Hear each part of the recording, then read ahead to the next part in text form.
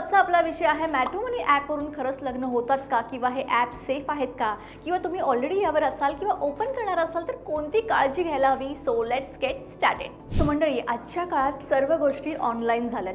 Shopping, banking, ट्रेनचं ticket असेल, almost सगळ्या गोष्टी इतक्या इझी झाल्या आहेत आणि त्यामध्ये आता लग्नासाठी जोडीदार सुद्धा तुम्हाला ऑनलाईन मिळतोय.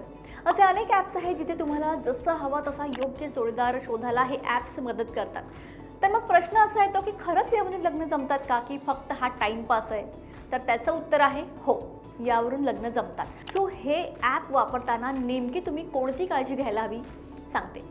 तर नंबर 1, सगळ्यात आधी प्रोफाईलवर जा. प्रोफाईल चेक करा, फोटो चेक करा, त्यामध्ये किती फोटो जेन्युइन वाटत आहेत, गॉगलवर किती आहेत, फॅमिली बॅकग्राऊंड बघा, डिटेलमध्ये आहे का बघा. आणि त्यानंतर लिंक्डइन, फेसबुक, इंस्टाग्राम सगळीकडे ते नाव टाकून सर्च करा, या नावाचे प्रोफाईल्स आहेत का.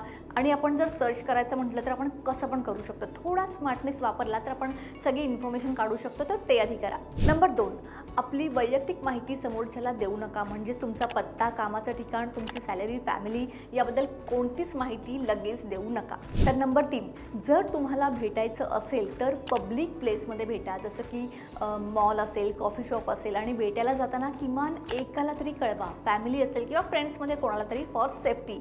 आणि जर समोरची व्यक्ती पब्लिक प्लेस सोडून कुठे त्याच्या घरी किंवा इतर ठिकाणी भेटूया म्हणत असेल तर वेळ वाया न घालवता प्रोफाईलवर जा आणि ब्लॉक करा. अजिबात आर्ग्युमेंट करायचे नाही. नंबर 4, जर समोरची व्यक्ती काही दिवसानंतर तुमच्याकडून काही पैसे मागत असेल तर लक्षात घ्या, पैसे मागणं म्हणजे समोरच्याला जी व्यक्ती आहे ती फसवते. सरळ नाही म्हणा आणि बाजूला व्हा, कारण या फेक प्रोफाईल असतात आणि बहुतेक वेळा स्कॅमची सुरुवात इथूनच होते. नंबर 5, आणि एक महत्त्वाची टिप म्हणजे आपल्या फॅमिलीला इन्व्हॉल्व करा. कारण आपल्या इथे अजूनही लग्न फक्त 2 व्यक्तींचा निर्णय नसून तर 2 कुटुंबाचा निर्णय असतो.